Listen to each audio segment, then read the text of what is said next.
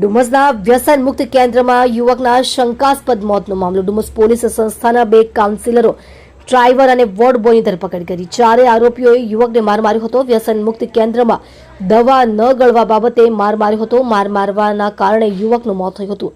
Forensic પીએમમાં મૃતક ધવલ રાઠોડના શરીર પરથી ઈજાના નિશાન મળી આવ્યા હતા.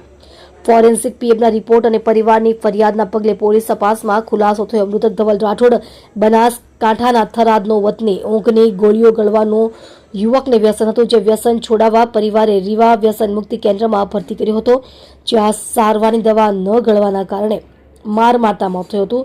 વધુ તપાસ ડુમસ પોલીસે હાથ ધરી. આપ જોઈ રહ્યા છો ગુજરાતની સૌથી પહેલા ખબર આપતી Surat express news channel. Director Rajesh મંગલેની સાથે. ડુમસ પોલીસ સ્ટેશન વિસ્તારમાં આવેલ પરિવર્તન ટ્રસ્ટ દ્વારા સંચાલિત રીવા રિહેબ સેન્ટરની અંદર તારીખ 1ના રોજ રાતના સમયે ધવલ રાઠોડ નામનો જે પેશન્ટ એડમિટ કરેલ હતો, તેનું શંકાસ્પદ સંજોગોમાં મૃત્યુ થયેલ. સિવિલ હોસ્પિટલમાં તેને 108 દ્વારા લઈ જવાતા મૃત જાહેર કરેલ હતો.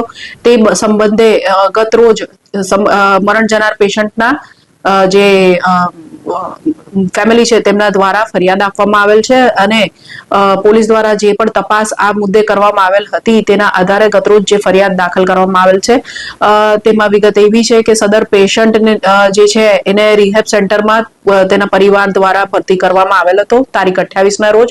તારીખ 1ના રોજ રાતના લગભગ 9 વાગ્યા પછીના સમયે તેને તકલીફ પડતા એવું જે પ્રાથમિક રિહેબ સેન્ટર દ્વારા તેને 108માં બોલાવીને સિવિલ હોસ્પિટલ ખાતે લઈ જવામાં આવેલ હતો, જ્યાં તેને મૃત જાહેર કરવામાં આવેલ હતો.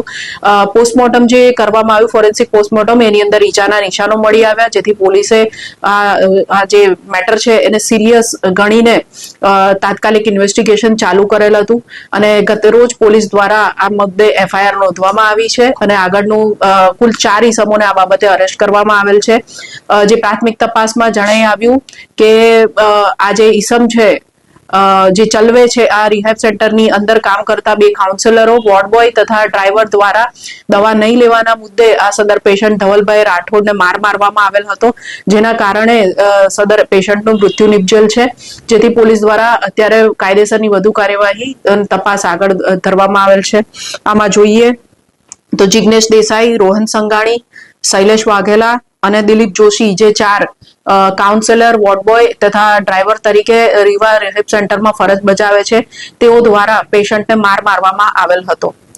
હજુ પોલીસ દ્વારા આરોપીઓને કોર્ટમાં રજૂ કરીને રિમાન્ડ મેળવવાની કાર્યવાહી કરવામાં આવી રહી છે.